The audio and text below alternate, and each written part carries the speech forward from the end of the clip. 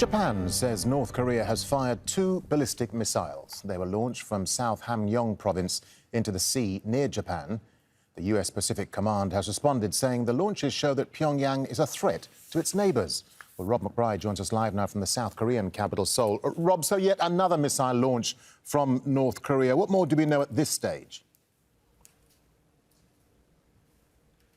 It is quite a significant development. It happened early Thursday morning, was first detected by the Japanese Coast Guard, later confirmed by officials here in South Korea as being 2 projectiles flying some 450 kilometres. And both Japanese and US officials are now saying that these were ballistic missiles. Now, this is the first time in a year that North Korea has launched one of these provocative type of tests. For the past couple of years, since the negotiations between North Korea and the US over denuclearization broke down, it has returned to developing and testing its missiles and weapon systems, but they have tended to be less provocative, shorter range missiles and rockets being fired off its coast, the kind of weapons that are not banned by UN resolutions. And in fact, only last weekend it was confirmed that they had fired off 2 cruise-type missiles. The White House has largely ignored that. US President Joe Biden saying that that was no big deal, that it was business as usual.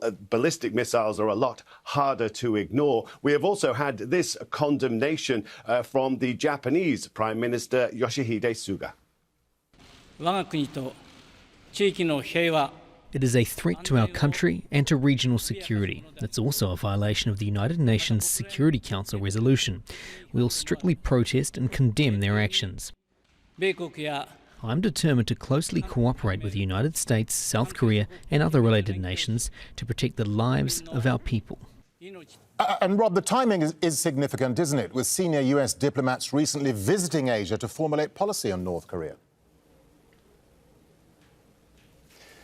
That's right. We have a change in U.S. administration. Antony Blinken, the U.S. Secretary of State, was in Northeast Asia meeting with his counterparts in Japan, South Korea just last week as they are formulating what their strategy will be towards North Korea. Now, the North Koreans confirmed during that visit that they had received overtures from U.S. officials about restarting dialogue, which they said they basically ignored.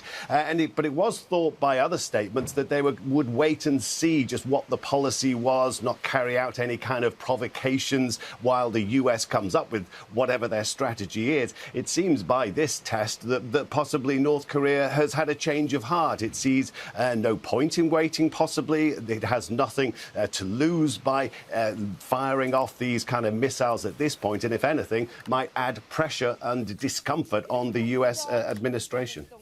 All right, Rob McBride, live for us there in Seoul. Rob, thank you.